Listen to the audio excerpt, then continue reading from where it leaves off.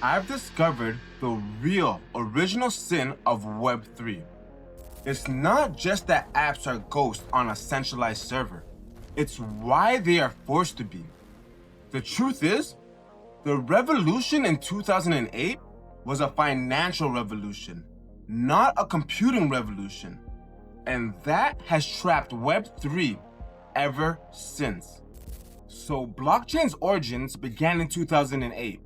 It was a response to the financial crisis. Its first creation, Bitcoin, it was a peer-to-peer cash system. Its goal? To replace banks. This set the DNA. The term Web3 was coined years later by one of Ethereum's co-founders.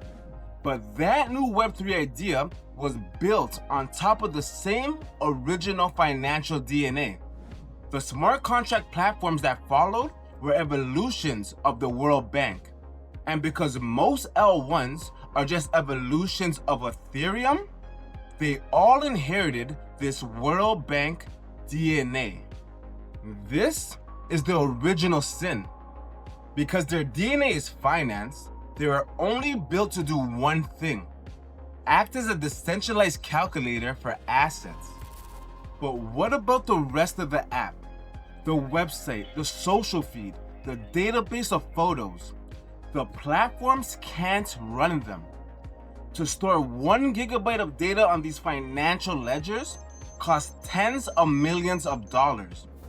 They were optimized to secure value, not data. They're economically forced to be ghosts, haunting a centralized Web2 server. This is what makes the internet computer fundamentally different. Its origins wasn't to replace banks. Its origins was to replace big tech. It was born from a computing revolution, so it wasn't designed to be a ledger. It was designed to be a full stack server. That same 1 gigabyte of storage on ICP costs about $5 for the year. It's the only platform where a developer can finally build the entire app 100% on chain.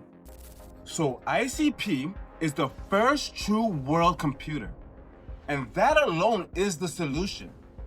But this brings us to our final realization. What about all those other financial blockchains that are already out there? Let's be clear. These are advanced technologies with millions of users and billions in value. We can't just expect them to shut down or for all their users to migrate to ICP. That would be a headache and it would cause chaos. But here's the discovery. They don't have to. They can just plug in. Because ICP is a full computer, its chain key cryptography allows it to natively control those other chains. It doesn't need the $2.8 billion risk of bridges. An ICP canister can directly hold Bitcoin or directly call a smart contract on other L1s. So let's make this real. Think of the most popular DeFi calculator in the world. A brilliant piece of financial tech, but you still access it through a centralized.com website. With ICP, a developer can build a new 100% unstoppable front end inside a canister. That canister then talks directly to the same DeFi calculator. The result? The exact same billion-dollar app now has a real 100% on-chain unstoppable body. And this is the endgame. ICP is the computing foundation and the universal motherboard that finally allows these other components to plug in and become whole. These other platforms are just the financial part. ICP is the computing whole. And at the end, these other components have one choice.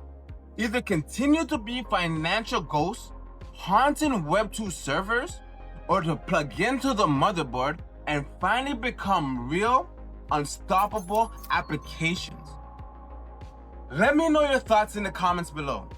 And as always, stay blessed.